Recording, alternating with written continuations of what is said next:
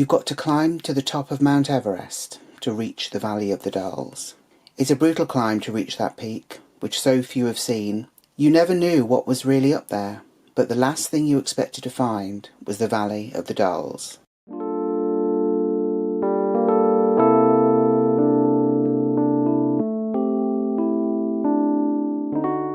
Hello, and welcome back to March Payne's Midlife Dolly Crisis.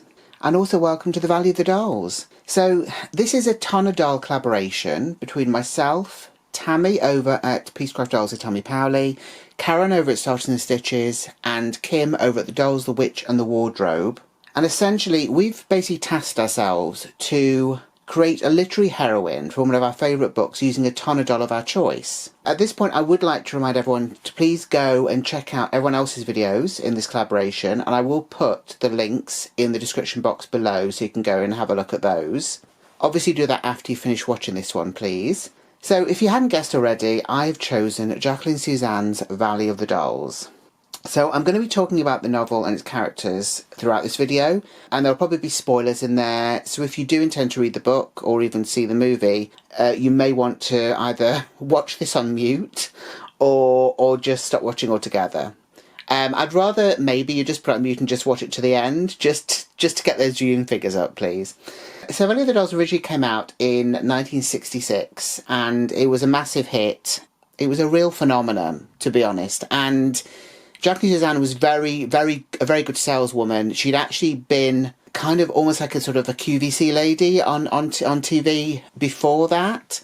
So she was a very good saleswoman, and also she was very good to the people who were actually producing the book. There's lots of stories of her going to the distribution centres and being very kind of kind to everyone and being very generous towards them, because she knew that they were the ones that were going to be basically taking the books out to the different bookstores. The book was actually the best-selling novel of 1966. So this particular copy that you can see here isn't my original copy because most of my books are actually in storage. So this is one that I picked up recently, but it's got a very dramatic cover, as you can see, and the kind of the font that they're using there would have been what was used on the original book.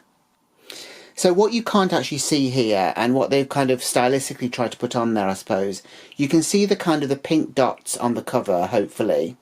They're basically the pills. So, dolls are not dolls as we know them. Dolls were the nickname for the kind of barbiturates that were kind of given to people, mainly women, I think, at the time, to kind of either pet them up or take them down. And particularly in show business, it was something that was kind of doled out. There's lots of stories of very famous actresses who were basically kind of addicted to these things.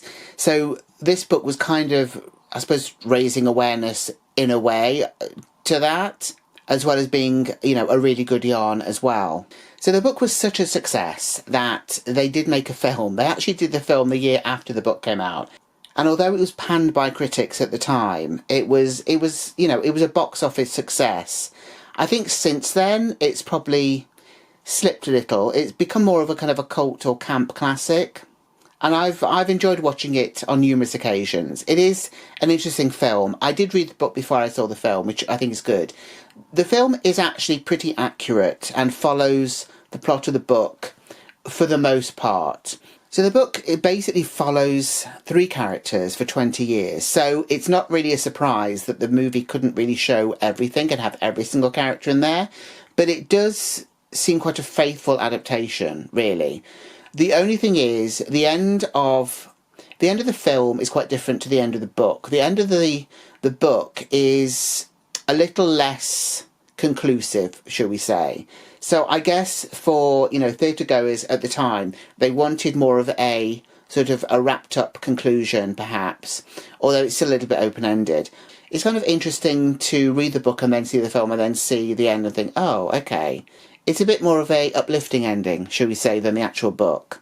It has a quite ambiguous, I suppose, final section in the book, which is set in the early hours of New Year's Day morning in 1965. So the character that I've chosen from this book is not the main character. So the main character is basically Anne Wells.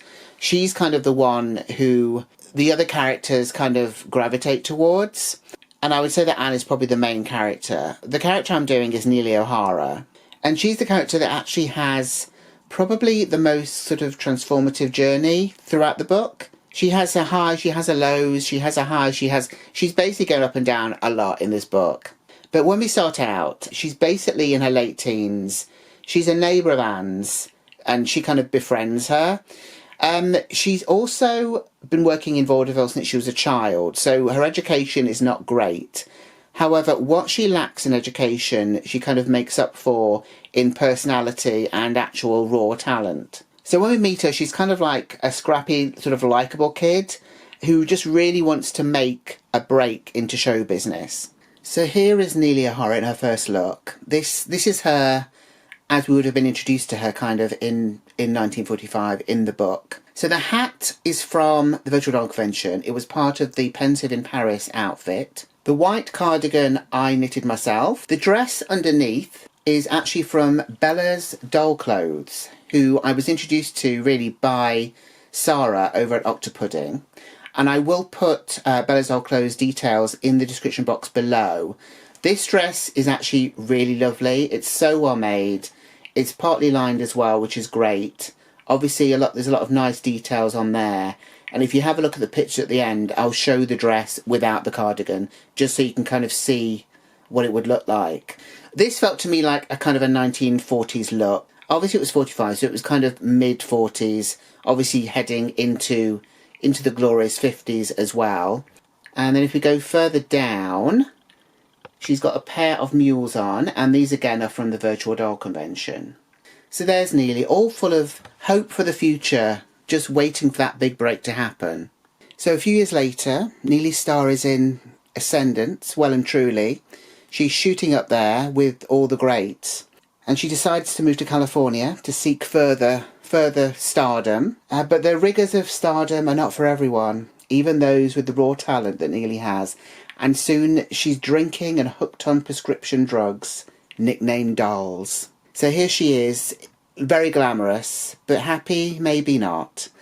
The dress is actually one that I got for Grace. It fits it all quite well. It's a little bit big on the back of her. There is also a kind of a petticoat underneath, net petticoat. It's a red one actually. You can't really see it. It's just under there, just to get it a bit more poof. And she's wearing the same shoes that she had in our previous outfit, which are also from the Virtual Doll Convention. And yes, the dress was also from the Virtual Doll Convention as well. So what next for Neely O'Hara? Let's find out. With fame in the 40s, a distant memory, and the 50s sliding by, heading into the 60s, Neely struggles in and out of rehab. It's time for a comeback for Miss Neely O'Hara, but fame is the worst drug of them all, and has turned Neely into an uncontrollable, fame-hungry monster, which even sleeping with her best friend's husband cannot sate. So here is Neely in her final look. She's hoping for a comeback. She's trying to get back into the glamour after years of being in and out of rehab and heavy drinking and drug use. This green number that she's wearing, which I actually don't like. It's interesting. It's a very interesting piece. This was actually from a Tyler Wentworth doll, which I did do an unboxing for, and I might put the link to that in the description box. It actually looks pretty good on this Ellowyne doll as Neely O'Hara, and I always think that kind of that having that kind of auburn hair and this kind of green colour go very nicely together. So as we leave the characters of Value of the Dolls in 1965, none of them have found happiness. None of them have found any kind of comfort or satisfaction. And even dependable old Anne has succumbed to the giddy heights and lows of the dolls.